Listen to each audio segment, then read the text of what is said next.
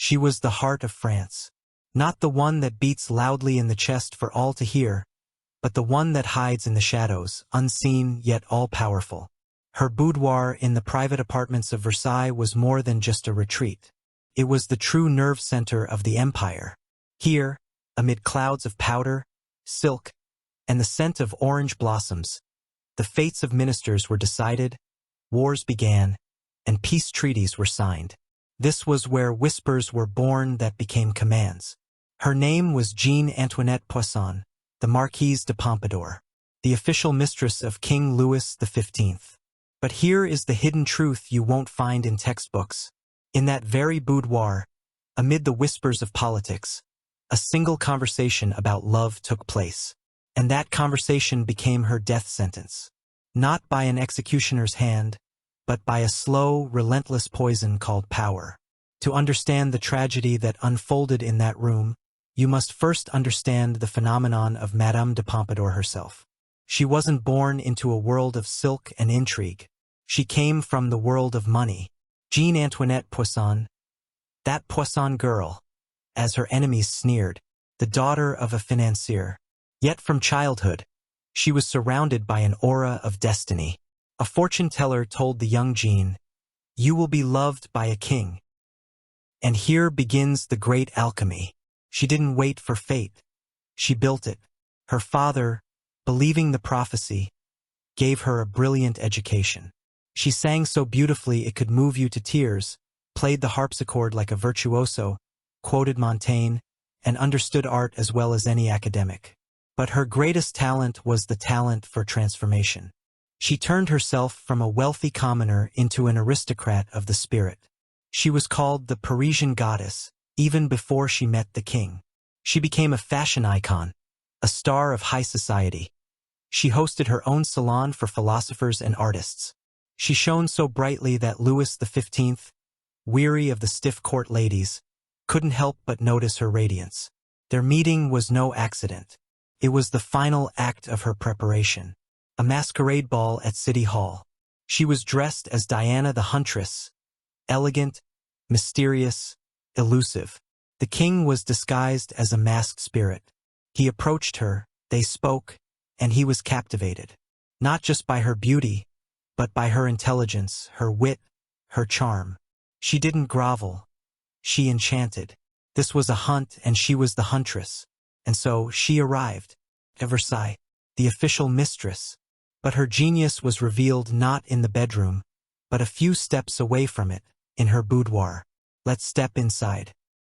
This boudoir was unlike any other in Versailles. Gone were the heavy velvets and gilded bronzes that weighed you down with their grandeur. Here, the Rococo style reigned, light, elegant, and intimate. The air was a thick cocktail of scents. Her personal perfume, Pompadour, with notes of iris, bergamot, and orange blossom. The sweet smell of wax from burning candles, and the faint, sharp aroma of ink.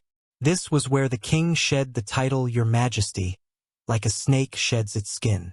Here he was simply Louis, a tired, bored, melancholy man. And she was the brilliant director of his repose. She might play the harpsichord for him, discuss Voltaire's latest play, and then, almost in passing, mention that the finance minister was ineffective, while a certain Monsieur de Silhouette was most promising. Her boudoir was the prototype for a modern situation room. But in place of screens and maps, there were paintings and tapestries. In place of radios, there were whispers. She never gave orders. She suggested. She set the mood. She surrounded the king with people of her own choosing and quietly removed those who displeased her. A whisper in this room was like a silent blade. It made no sound, yet it could strike a target on the other side of France. She became the unofficial prime minister, minister of culture, and the king's personal therapist, all in one. She built her empire on 3 pillars: beauty, intellect, and an infallible instinct for Louis's desires. But these same pillars, as it would later turn out, stood in very dangerous waters. By the mid-18th century, Madame de Pompadour's boudoir remained the center of power, but its walls had begun to let in a draft. The king's passion had long since cooled, turning into mere habit. And this was the greatest threat to Jean Antoinette. She was no longer his mistress. She was the king's friend, Madame Etiquette. Her power had become abstract and therefore fragile. It rested on a shaky foundation, on Louis's weariness with court ceremony and on her ability to be his sole comfort. But comfort can be found elsewhere. The court saw the rise of the Parc aux serfs, a secret townhouse where the king would visit for fleeting encounters with young girls from the common classes. This was a game, an escape from complexity, and Pompadour allowed it.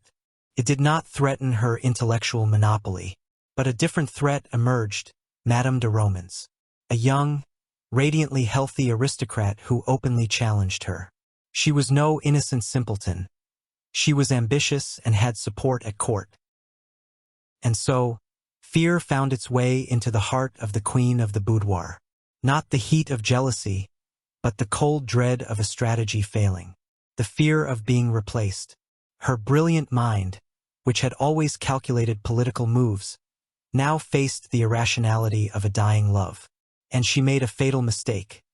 She tried to apply the tactics of the boudoir to a matter that belonged solely to the heart. Picture that evening. Winter. France is losing battle after battle in the 7 Years' War. A scattering of military dispatches lies on the tulipwood table.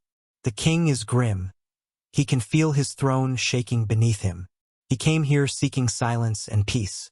Perhaps she played the harpsichord for him, but the music failed to soothe his spirit. And in that heavy silence she spoke. She did not begin with ministers or taxes. She began with him, with his weariness, with his loneliness. Her voice was soft, full of concern. She said, "Your Majesty seems so sad. Perhaps you need a distraction." And then, pausing, she carefully, with jeweler's precision, introduced the name, Madame de Romans. She presented it as a gesture of care for his spirits. "She seems so capable of lifting your melancholy." It was the subtlest poison of intrigue, a tactic she had used 1,000 times, to suggest the right person for the right position. But this time the position was the king's own heart. And Louis, that eternal fugitive from responsibility, saw the mechanism at work for the first time. He saw the cogs and the springs. He looked at the woman he believed was his one sincere friend, and he saw just another puppeteer, pulling strings, trying to manage even his personal affections. That night in the boudoir, there were no loud arguments, no slamming doors. There was only a quiet, soundless explosion that destroyed everything. The fragile pact between them, "I create an illusion for you, and you grant me power," was broken. The king did not banish her. He did something worse. He withdrew.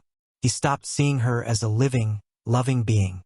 He saw an instrument, useful but just an instrument. That look was the lethal poison. It did not kill her body at once, but it poisoned the very foundation of her existence at court, the illusion of mutual feeling and friendship. From that evening on, her power was in its death throes. The poison of that single glance had done its work.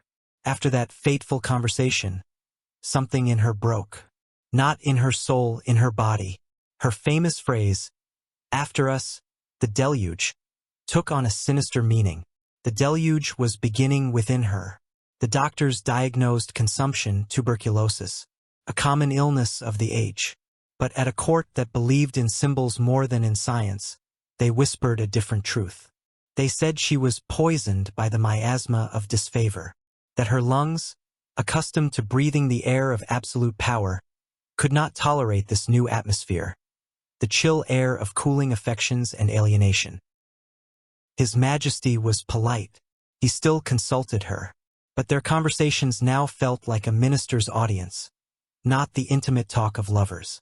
The boudoir looked the same, the silk, the gilding, the scent of iris, but its soul was gone. Now it was just a beautiful office. The king would come, listen to her advice, nod, and leave, and the door would close with a soft click that was louder than any slam. She fought. My God, how she fought! Her energy in those final years was almost superhuman. She tried to replace their lost intimacy with new projects, new victories. She became the godmother of the Rococo style, Her taste dictated fashion across Europe. But this was the agony of power. Every decision made, every residence built, every minister appointed, cost her an unimaginable effort. She was running an empire on fumes, spending on politics the very life force she needed simply to breathe. April.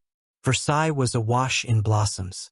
All of nature was awakening, yet her life was drawing to a close. She could no longer leave her bed. Her lungs were failing. She spent her final days gazing out the window at the revitalizing gardens of Lunotre. She put all her affairs in order, wrote her farewell letters. She died as a prime minister would, having prepared a worthy successor. But as a woman, she died alone. Their final goodbye happened at a distance. He was in his carriage, a symbol of his power and his confinement. She was behind the glass, a symbol of her exile at the very heart of power. They could not speak, they could not touch. Only their gazes met through the cold April glass. Her final breath was likely the bitter scent of medicine, mixed with the spring wind drifting through the partly open window. The poisonous whisper from the boudoir had finished its work. It required no dagger. It killed her by taking away her will to live, turning her from the queen of the boudoir into a shadow at the window. Madame de Pompadour passed from this life, but her ghost still wanders the halls of Versailles. Her story is not just the tale of a king's mistress. It is a warning about the price of power, power bought with love and held through intrigue. It is the story of how a single careless whisper, one sincere word spoken at the wrong time and in the wrong place, can become a death sentence. Her boudoir, once the empire's heart, fell silent. But if you listen closely to the quiet, you can almost still hear the echo of that fateful whisper. The whisper that decided the fates of ministers, but could not save the one fate that truly mattered to her, her own.